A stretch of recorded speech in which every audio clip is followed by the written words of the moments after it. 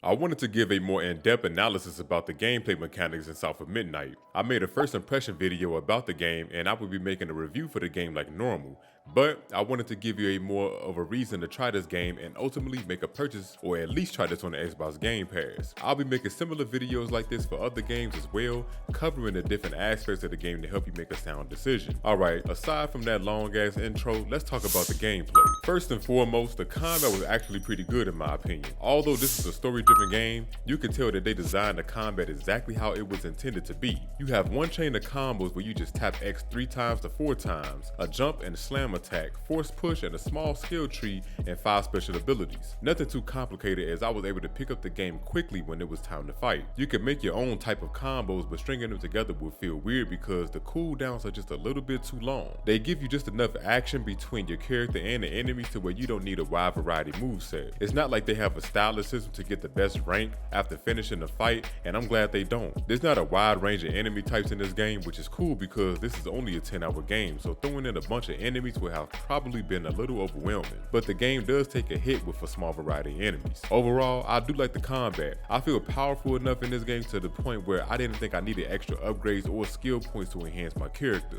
Although I played on a balanced difficulty, I still felt a slight difficulty spike towards the end of the game, but it was very manageable. I'm not going to lie, this game is pretty easy with some challenging spots, but that's what makes the game fun. Platforming in this game isn't the best in my opinion, but it's good enough. Let me explain a little further. When I'm jumping from one platform to the next, it's not the smoothest. I feel there's a bit of a delay. Not sure if that is what it is, but it's the best way I can describe it. Or when I'm jumping from a platform and I have to create another one to jump on, that also feels a little choppy. Nothing that hinders the gameplay though, but this could just be a user error and you might be watching this thinking you don't feel that way and that you're better than me in the platformers, and that's all fine and dandy. Just sometimes it felt a little choppy. Now when I did eventually get the glider, platforming got much better. Definitely became easier to make jumps and it made me want to glide everywhere I could. What I think enhanced the gameplay a little was once you gain access to this ragdoll named Crouton, it opened up little passageways that Hazel was obviously too big to fit through. Crouton is basically a handcrafted doll that Hazel had in her childhood. It can help you get to areas that are harder for Hazel to jump or squeeze through. I like how Crouton can come back to life after death and that you can toss Crouton as far as you need to get to an isolated area or collect items.